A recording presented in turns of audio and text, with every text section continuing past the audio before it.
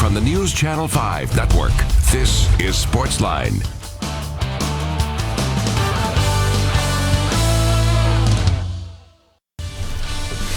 Hey there, Sportsline on your television. Steve Layman here with you. Glad you are here with us on this Monday night on News Channel 5 Plus. So many things to talk about. It has been a wild few days in the world of sports. A lot of sports have been canceled. We can dive into the timeline of some of that, the decisions that were made, what it means for right now. If you have any questions about that, you can get into that or ask them here on the program as well. Phone lines are open 737-7767 as they always are if you want to be a part of the program tonight. And also we have NFL free agency. At least the negotiation period is underway, so we're seeing some deals out there already getting done, and that certainly matters with the Titans, among other teams. Yesterday, Ryan Tannehill re-signed for 4 years, $118 million with the Titans. He will be back as this team's undisputed franchise quarterback in 2020 and beyond. That means anybody who is in the Tom Brady hopeful list is not going to get their way. It'll be interesting to see where Brady does go, because he certainly is exploring free agency, but it's not going to be in Tennessee. And that makes me wonder if he does entertain going back to New England, despite all the reports of him being very interested in going through this process for the first time in his career. Because there aren't many places that give him a better opportunity to win than New England when you take Tennessee out of the mix. As I said on this program, I would only believe Brady to the Titans when I actually saw it, but if he was totally set on leaving, if he truly did want to leave New England, I thought Tennessee was the best landing spot because this team was set up for him to win already. But now that's not going to happen. And Ryan Tannehill earned what he got. There's no question about it.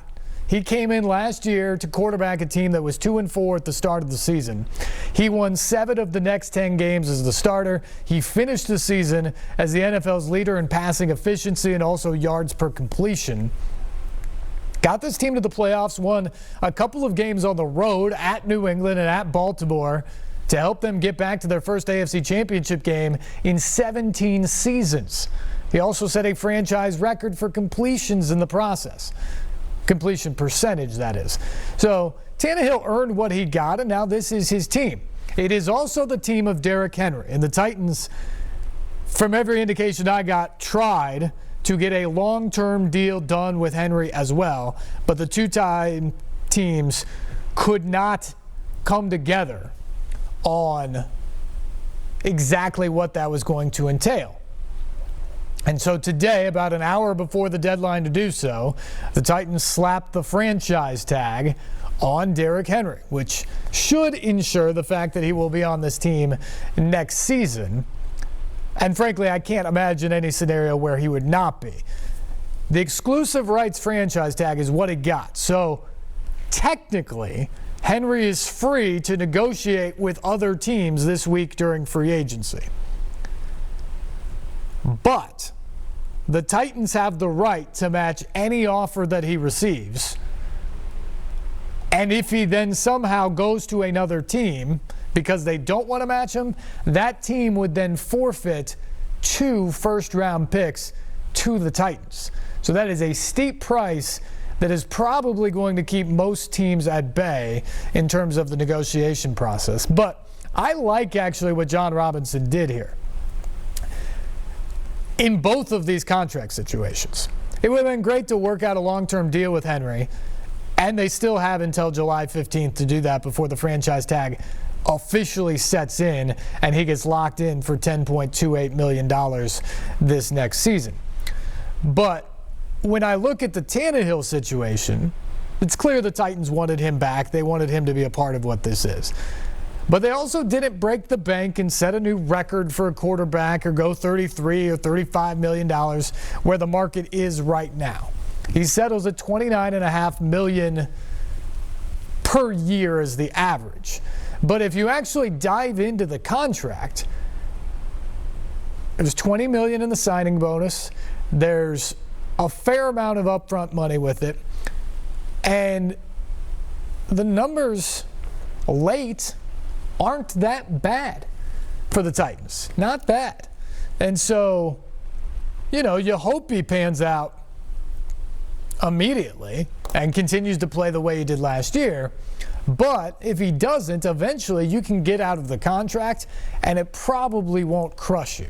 So I like the way the Titans structured that contract. Yes, they paid a lot of money for him, but that's the going rate for a good quarterback in this league. And Tannehill was a very good quarterback for the Titans last year. And so I think they did the smart thing with that contract. Also, when you look at Derrick Henry, again, would have been great to get a long-term deal done, but you get the franchise tag right now, and when you do the non-exclusive thing and you allow him to go into the free agent marketplace and see what other teams are willing to offer, here's kind of how I gathered this negotiation to happen. Is Derrick Henry wanted top-of-the-line running back dollars. Obviously, he was the NFL rushing champ last year. The Titans didn't want to do that because as you look at the recent big money deals for running backs, Le'Veon Bell, Todd Gurley, go around the league, some of those big games guys. Devontae Freeman in Atlanta wasn't even as big, but David Johnson in Arizona. You look at stuff like that, a lot of those guys haven't been the same, whether it be injury, the wear and tear, the age coming up on them. They haven't been the same, and they're not giving their teams the worth of $15 or $16 million a year at that position. Ezekiel Elliott may be the one guy, and even he didn't have the season that you would have expected last year after his holdout, so we'll see what happens ultimately with him down the road. But Henry wanted that type of money. I think the Titans wisely didn't want to go in that range, and they just were never able to come together. But here's the thing by doing the franchise tag is, one, at the very least, if you stay at the franchise tag, it's a bargain for this year because it's $10.28 million as opposed to 14 or 15. So that's good for the Titans just in the short term. Now, long-term contract negotiation, maybe that path isn't the best way to get it done. But short term, at least it's good. But here's the other thing it does, is if he walks in to free agency and negotiates with some teams and anybody would make an offer, I think he's going to find out that nobody wants to make him an offer in the $15 or $16 million range, which probably comes back to the Titans side then, and they sort of can say, see, we knew where the market was and we were very fair with you. You just didn't come down to us. But the other thing it does is if somebody actually does throw something out on him, they can match it. So I think this plays into John Robinson's hands very well. The only downside is just the fact that I'm sure Henry wanted the long-term stability and the contract right now, which he doesn't get. And that could ruffle some feathers in his camp down the road. But just in terms of the negotiations, if they couldn't come to a deal, the franchise tag, especially the way it was done, I think plays into John Robinson's hands in a lot of ways. So I like that. Downside today is that Jack Conklin is moving on. His agent, Drew Rosenhau, reports that Conklin is going to sign a 3-year, $42 million deal with the Cleveland Browns. The Titans took a gamble there. Conklin did not play well in 2018, coming back from the ACL tear. Got hurt again.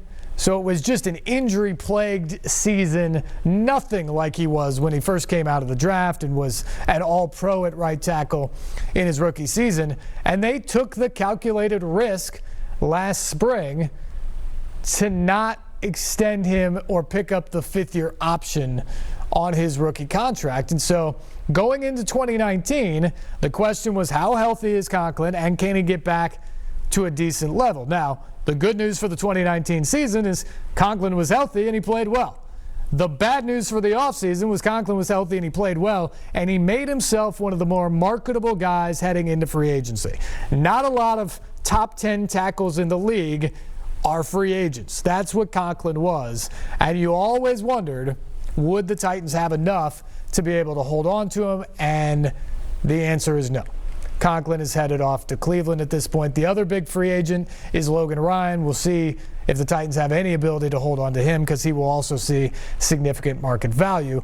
Now, once you get past them, it does appear the Titans already have a replacement, at least in-house, for Conklin, because they have re-signed.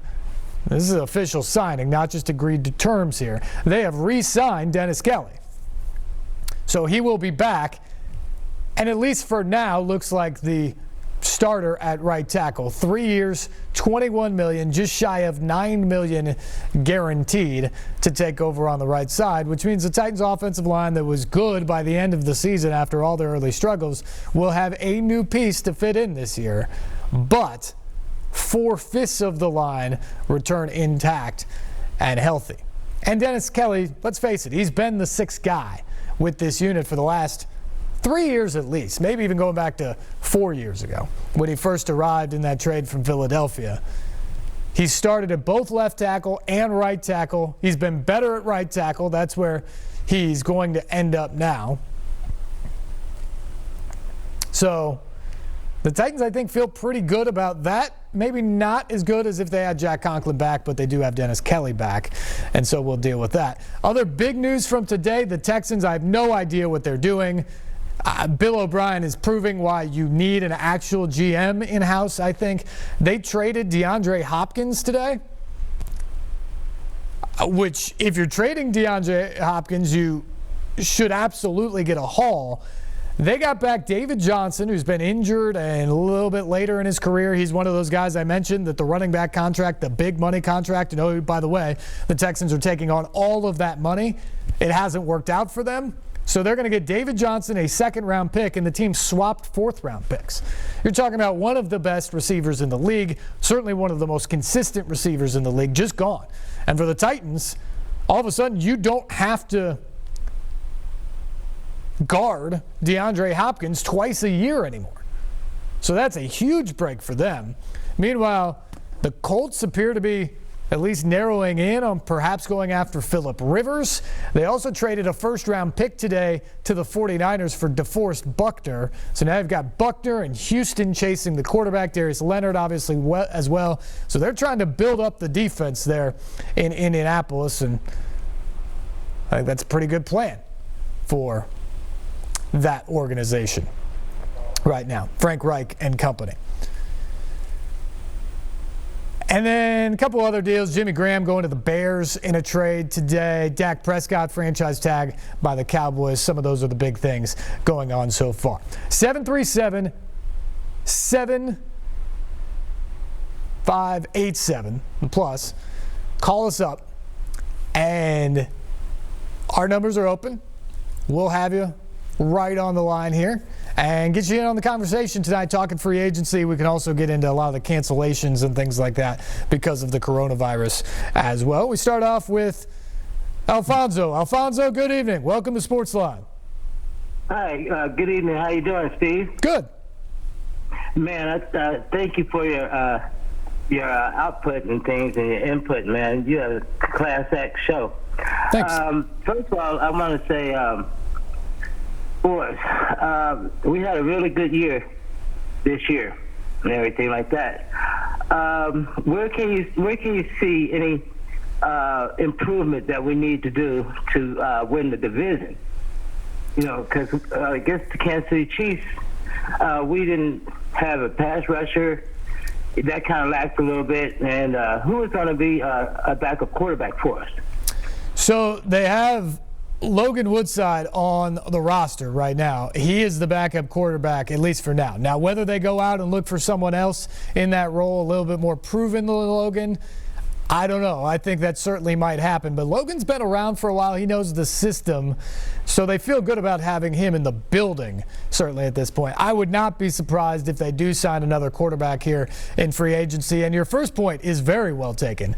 I think the number one priority for this team in free agency or the draft or the combination of both, more likely, is to beef up this pass rush. Once you get past Harold Landry and, to a degree, Kamale Correa, who I think played very well on the other side, and I do expect the Titans to re-sign him in the next 24 hours or so. once you get past them, there's just not a lot there in the pass rush. I think they need to go out in free agency and try to identify somebody. They tried last year with Cam Wake, who made a huge splash in week 1 with 2.5 sacks. But then, of course, he got hurt, went to injured reserve, and that didn't pan out. And so can you identify somebody else to come in and help you in that regard? We'll find out if they can. Okay, and also, thank you very much, Steve. And also, I'm wondering about special teams. How do you think that our special teams pan out for next year? I think they're pretty good, and thanks for the call, Alfonso. They've got multiple guys who are on the roster, like Dane Cruikshank and Amani Hooker. Those guys are young in their contracts, great special teams players that also add things to you in different spots. So I think they're pretty good on special teams. Obviously, anybody you draft is probably going to fit into a special teams role next year, at least as a rookie. And so I think they're in good shape as a special teams. They've really improved over the last few years. The one guy that's interesting that is out there as a free agent that's played a key role for this team on special teams over the past few years is Darren Bates. You know, they brought him in as a special teams specialist and paid him a couple $1 million a year for that role. He's been a captain on that side of the ball and really one of their leaders over there. Do they bring him back? Can they afford to bring him back, or is he gone next year? We'll find out. I think that's going to be a tricky signing. That would be my biggest concern when I look at the Titans and special teams right now, is Bates coming back. But a lot of the gunners, a lot of the things you got there, you're okay. Other than kicker. We saw last week that the Titans did release Ryan Suckup, cap casualty at the end of the year. They saved $2.1 million by doing that.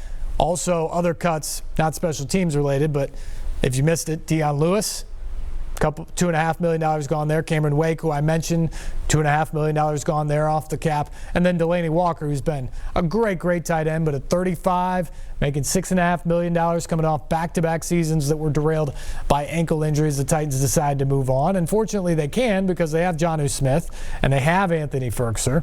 And so you're able to do that at this point with this roster. But in Suckup's case, they let him go, cap casualty, which means Greg Joseph, who was perfect as an extra point kicker last year, only had one field goal attempt, came in the AFC Championship game, and he made it. But he's going to be a relative unknown going into the offseason. We'll see how all that plays itself out. But anyway, Titans trimmed some cap. They've got some money to spend. They've held on to Ryan Tannehill, Derrick Henry, Dennis Kelly, but have lost Jack Conklin so far. Back to the phones. We say what's up to LD. LD, how are you tonight? Hey, I'm wonderful. How you doing, man? Good. Great. Stephen A. Smith, they were speaking earlier about the Ryan Tannehills, the Kirk Cousins, and all these guys who are getting these contracts and call them, a certain kind of quarterback for them to make this money, but not really making top dollar. I'm not really just so concerned about their area. I'm just wondering, are they going to show up to the facility?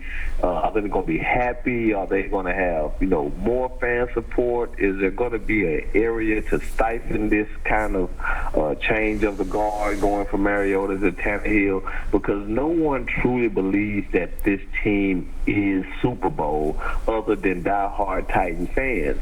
But, are the fans and the players progressing together with the relationships that they have? Because as I was listening to Stephen A. them talk about Tannehill, there was really not much about what he was going to do in the upcoming seasons under this contract. It was more about how he presented himself to make the money. And we all witnessed that. He was a great handler of the football more than Mariota. So he got his money. But now we wait on Derek and his franchise tag. Is he happy? Is he having fan support? These are my questions, Steve, only because of the approach of this season and, the corona stuff is so terrible. But when we get out of this hellhole that we're in and we get up to sports, how are they going to approach this year? Yeah, I think it's fair questions. I think fan support, LD, is fine with both of these guys. Titans fans love them and understand what they have done for the team, especially last year. In terms of their mindset, I think Tannehill's thrilled. This deal for him allows him to be a starting quarterback, the franchise guy in Tennessee, where he had his best season last year. Now it's his team. There's no second guessing about that. He got paid well, maybe not top dollar, but very well. I don't think there's any questions there. I think Ryan Tannehill, that's great. I do question where Henry will be because I do think, based off of the season he had, that he wanted top dollar at the running back position. He feels like, I'm the NFL rushing champ. I've rushed for more yards than anybody in the game over the last year and a half. I deserve that top dollar. For him to get the franchise tag and not even a long-term deal, at least for now, does that bother him? I don't know. Derek is a fairly matter-of-fact guy. He's just kind of straightforward and on task at all times. So a big part of me thinks that it's not going to bother him that much, that he's going to be able to just shake it off and go play football, prove to people why he certainly deserves more. But we'll see. We'll see how that plays itself out. But I think in terms of fan support and the city and everything rallying around this team, given the run they made last year, Nashville's on board. Nashville wants to see this team come back as much intact as possible, and the biggest two pieces to do that was Tannehill and Henry. And the Titans have accomplished that at this point, it appears. So you get those guys back next year. You see what happened in Houston. I think the Titans are going to go into next year feeling like they should win this division, finally, given whatever they put around these guys, and get back to the playoffs again and make another run at it. And ultimately, that's the goal. And the earlier caller asked about beating Kansas City, finally being able to win the AFC. You got to go through Patrick Mahomes. You got to be able to do that. And I think the biggest way the Titans have to do that is exactly what they did in that Kansas City game. Now, they got out of their game plan. They weren't perfect. They had a false start. They had a holding penalty. It stopped the drive. They got down by double digits in the second half. Kansas City played keep away. They couldn't go back to Derrick Henry the way they wanted to. The game plan sort of fell apart on them the way it unfolded. But the way they started the game was how you have to beat the Chiefs. And they executed for almost a half flawlessly. But they weren't perfect. They made some mistakes, and that's ultimately what happened. But I think they feel good about bringing back the team they had and said, let's go run this back, see what happens. It's going to be an interesting league. The Ravens are going to be just as good, if not better, probably, this coming season. Chiefs are going to be right back in the mix this coming season. So it's going to be a competitive league, but I think you have to like what the Titans have done so far. More of your phone calls, free agency talk, NFL discussion. New CBA this weekend got done. We'll give you kind of a primer on what that looks like, the full structure of that, if you want to get caught up to speed on that. Plus some more things here. We could talk about the cancellations and what all that means as well. 737-7767 is the phone number. This is Sports Live on News Channel 5+.